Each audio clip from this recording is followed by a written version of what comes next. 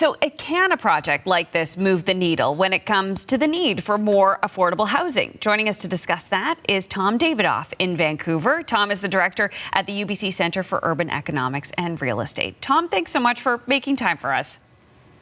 My pleasure. So 2,600 units here, selling at 60% of the market value. What do you make of this plan? Well, let me emphasize 2,600 units with open space parks, daycare, built and owned by the local First Nations. So that's all really the most important. But very interesting financing model from the province. They intend to break even, which I think is a very good idea. There are some details to worry whether the devil lives inside of them. But should this be successful, it might be a model for government participating with non-market housing elsewhere in Canada. It is really interesting when you think about the price that they're sort of, targeting here, that people would be able to afford 60% of the market value. Is that, an underscore of the fact that house prices are just so out of whack in comparison to people's incomes these days? Well, that's right. The incomes, depending on the size of the unit, you're looking at households well into, hundreds of thousands in income being eligible, up to 200,000, I believe. But that still isn't enough to buy a new home. It's enough to buy adequate housing, but it's not enough to buy a new home. Should we, be focusing on the ability of middle-income households to buy new as opposed to any home at all? I don't know. But the fact that new properties sell for that certainly is a statement.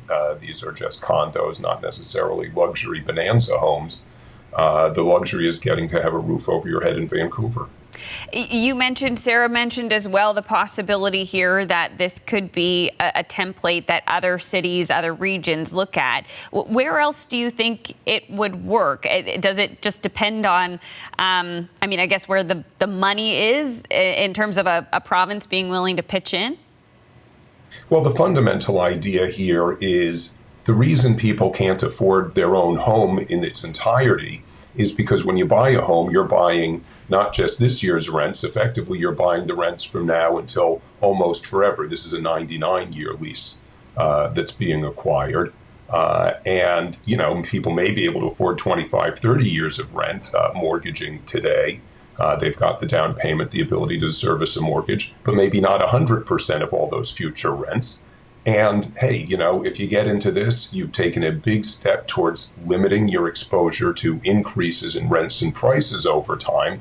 And that may be enough protection for these households. They don't need 100% of the perpetual value of rents coming from the property. So having government take part of that future in exchange for cash today, it feels like a good trade. The private sector has been trying to make something like this work for a long time.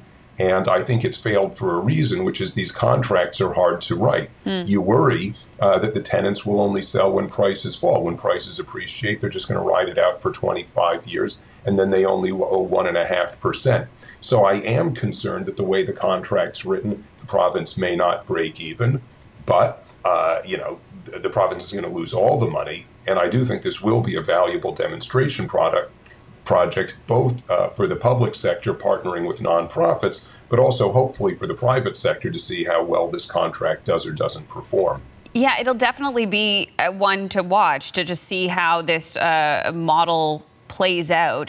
It's been a really interesting week for housing, sort of unexpectedly, Tom, because we did get those changes to the mortgage rules earlier this week, including targeting first-time home buyers, the extension, the option to extend your amortization to 30 years on all purchases. There had been a change recently that allowed it to be extended just on new builds if you were buying a new build. But now people can stretch that loan out over 30 years. Do you think that will make a difference for a first-time home buyer looking to get into this market?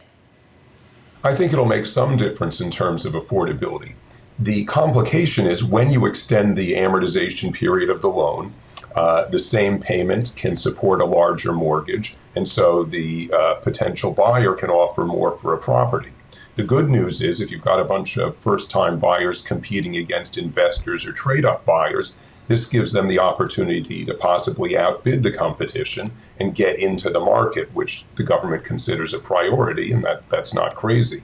The downside, of course, is suppose the properties first-time buyers tend to acquire tend to be properties on which only first-time buyers are bidding, or mostly first-time buyers. Then you're helping the winning bidder outbid everybody else, but they're just going to pay more money for the property and owe more money down the road and just outbid their contemporaries. So the hope is this applies more so when first-time buyers are competing with other buyers more than with each other. That's a detail about the property market. Really depends on the property class, the extent to which that's a concern. But I think this will, on average, both help first-time buyers succeed more in their bids, but probably will also push up prices somewhat. Okay, Tom, great to get your thoughts on both of these topics today. Thank you so much for your time. My pleasure. Thank you so much. That was Tom Davidoff. He is the director at the UBC Centre for Urban Economics and Real Estate, and he joined us from Vancouver.